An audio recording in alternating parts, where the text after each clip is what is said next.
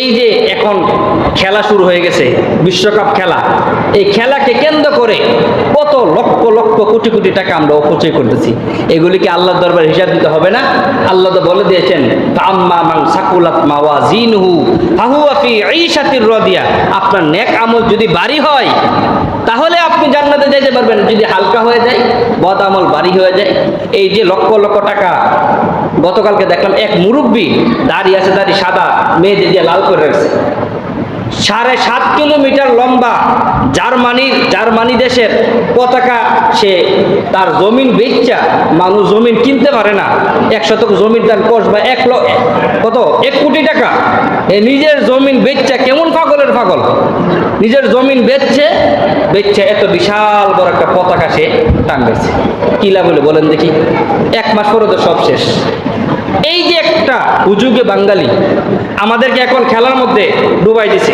সব মানুষ শুধু খেলা খেলা, আর কোনো খবর টবর নাই। এদিক দিয়ে রংপুর নিয়ে যেতেছে, পরিস্থিতি এমন তৈরি হয়েছে, রংপুরে বিশাল এক মূর্তি তৈরি করতেছে, এগুলো আমাদের কোনো খবর নাই।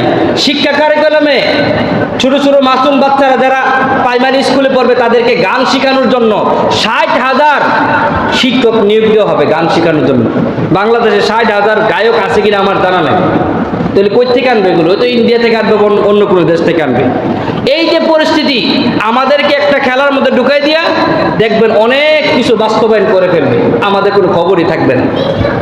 মুসলমান এত বেখেয়াল হলে চলে না, এগুলো আল্লাহর দরবারে হিসাব দিতে হবে। আপনি খেলা দেখেন, বিনোদন হিসাবে দেখেন, আমি আপনাকে কিছুই বলবো না, কিন্তু এটাকে কেন্দ্র করে আপনি জীবনে কোনো একদিন রাত্রি ইসলামের জন্য রাত্রি জাগরণ করলেন না, 2 ওয়াক্ত নামাজ পড়ার জন্য রাত্রি জাগরণ করলেন না, আর এই খেলার জন্য আপনি সারা রাত জাগ্রত থাকলেন, ফজরের নামাজও পড়লেন না, আল্লাহ দরবারে কি জবাব দিবেন বলেন? এগুলো আমাদের একটু বিবেচনা করতে হবে প্যার হাজিরি। আমরা এগুলো একবারই বিবেচনা করি না, একবারে বাসায় দিই, গা বাসায় দিই, কোনো খবর রাখি না আমরা। এজন্য শুধুমাত্র আবেগে কাজ করলে চলবে না। এই বাংলাদেশে খেলাটাকে আনার জন্য, খেলাকে টিভিতে দেখার জন্য 63 কোটি টাকা সরকার ব্যয় করতেছে। এই টাকাটা যদি গরিবদেরকে দিত তাহলে কত উপকার হইতো।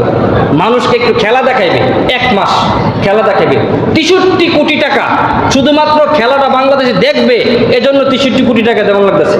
এই টাকাগুলো কই থেকে যাবে? আমাদের কাছ থেকে যাবে না, জনগণের ট্যাক্সের টাকাতে তো যাবে। আর আমরা যে বোকার দল খেলা দেখি, টিভিতে খেলা দেখি বিভিন্ন জায়গাতে, তো আমরা বিভিন্ন টাকা খরচ করি, ওই টাকা দিয়ে তারা এইভাবে ম্যানেজ করে। এই হলো আমাদের অবস্থা। এই জন্য আমাদের এগুলো বিবেচনা করা উচিত। আপনার আমার আমলগুলোকে মিজানের পাল্লায় উঠানো হবে।